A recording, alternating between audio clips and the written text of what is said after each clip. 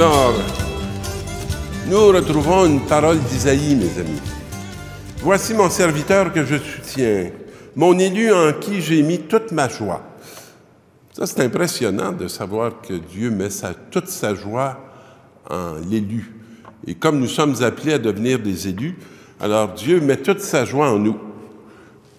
C'est compliqué d'expliquer qu'un chrétien, qu'un baptisé peut être triste, puisqu'il est rempli de la joie même du Seigneur.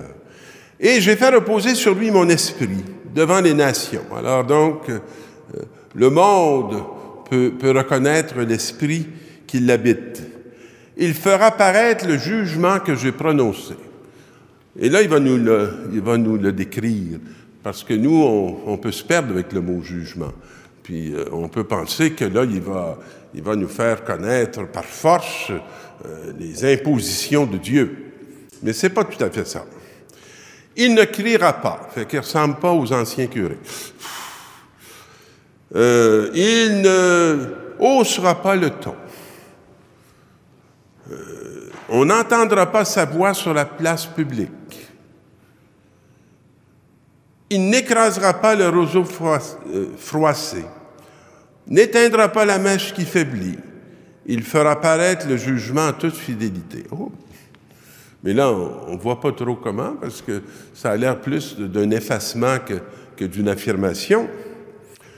Lui ne faiblira pas, ne sera pas écrasé, jusqu'à ce qu'il impose mon jugement dans le pays et que les îles lointaines aspirent à recevoir ses instructions. Alors, mes amis, c'est de plus en plus mystérieux. Moi, le Seigneur, je t'ai appelé selon la justice, je t'ai pris par la main, je t'ai mis à part, j'ai fait de toi mon alliance avec les peuples et la lumière des nations. Et qu'est-ce que tu vas faire? Ouvrir les yeux de l'aveugle, sortir les captifs des prisons et de leur cachot ceux qui habitent les ténèbres. Puis comment Jésus a accompli ça ou va accomplir ça? C'est par le mystère de la croix. Ça crie pas fort, ça n'assomme pas personne, mais ça démontre un chemin tout à fait unique qui est vainqueur du mal. Et un mal qui n'atteint pas celui qui s'y expose, parce qu'il est rempli de la sagesse et de la force de Dieu. Et le ministère du Sauveur, va nous dire, la deuxième lecture, commence à son baptême pour Jésus, puis commence à l'accomplissement de notre baptême pour nous.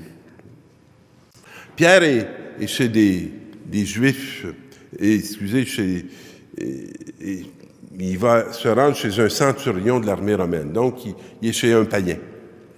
Et ça, c'était pas évident pour le judaïsme de se retrouver en lien avec des païens qui apparaissaient comme ceux qui n'avaient pas été élus, ceux qui n'avaient pas droit à la promesse faite à Abraham, qui étaient comme un peu exclusives pour le peuple de Dieu. Et là, Pierre est maintenant chez un Romain et dit Dieu ne fait pas de différence entre les hommes. Pour nous, c'est peut-être une évidence, mais ça n'avait rien d'évident au début de la communauté chrétienne. Quelle que soit leur race, il accueille les hommes qui l'adorent et font ce qui est juste. Il a envoyé la parole aux fils d'Israël pour leur annoncer la paix par Jésus-Christ. Ah, voilà l'ouverture à toutes les nations. Et ça commence très tôt dans l'Église chrétienne, dans l'Église catholique. C'est lui, Jésus, qui est le Seigneur de tous. Alors, ce n'est pas juste pour nous, c'est pour tous. Vous savez ce qui s'est passé à travers tous les pays des Juifs depuis les débuts en Galilée, après le baptême proclamé par Jean. Jésus de Nazareth, Dieu l'a consacré par l'Esprit Saint et rempli de sa force. Alors nous aussi, on est remplis de la force de Dieu et consacrés par l'Esprit Saint. Et moi, ça a commencé très tôt dans ma vie, puisque c'était, je pense, le lendemain de ma naissance qu'on m'a baptisé. Et là où il passait, il faisait le bien, guérissait tous ceux qui étaient sous le pouvoir du démon, car Dieu était avec lui.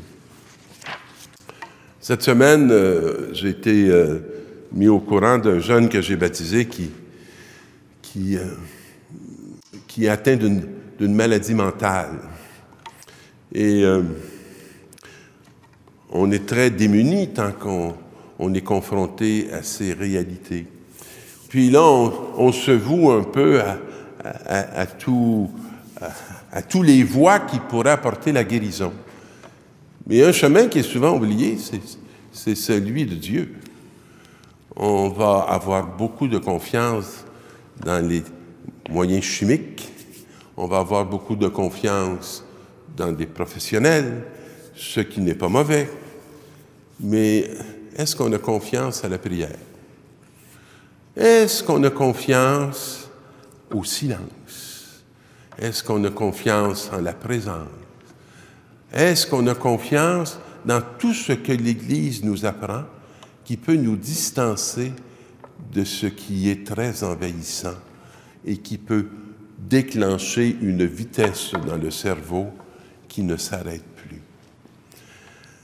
Alors je prie beaucoup pour les enfants de cette génération, pour qu'on puisse avoir un désir profond de les conduire à celui qui est la source de la vie et de les affranchir souvent de ce qui les abîme, qui nous apparaît tout à fait normal, mais qui souvent est tout à fait contre nature.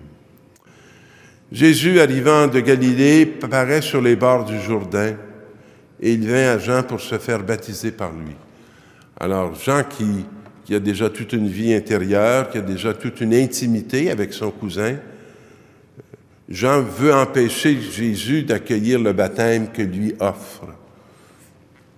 C'est moi qui ai besoin de me faire baptiser par toi et c'est toi qui viens à moi.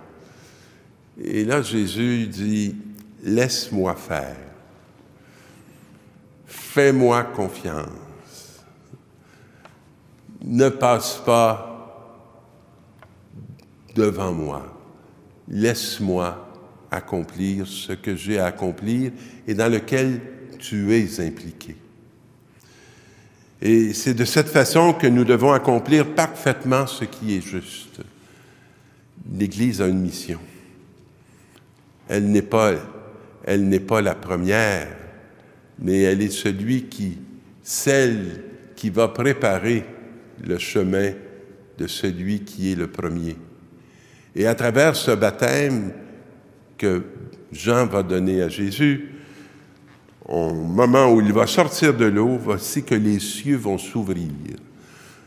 Je vous souhaite de reconnaître les moments où dans votre vie et votre histoire, les cieux se sont ouverts.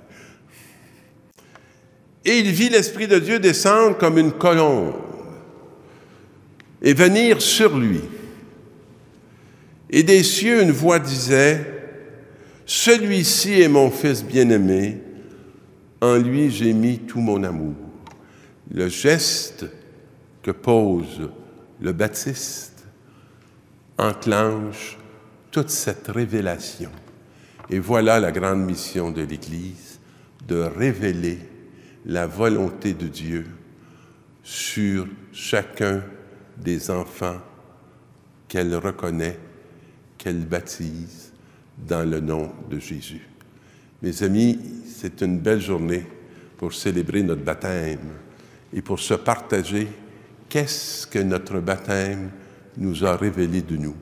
Je vous souhaite de le vivre en famille, de le vivre avec vos proches, de vous ouvrir à cette intimité et à ce regard unique que Dieu porte sur vous.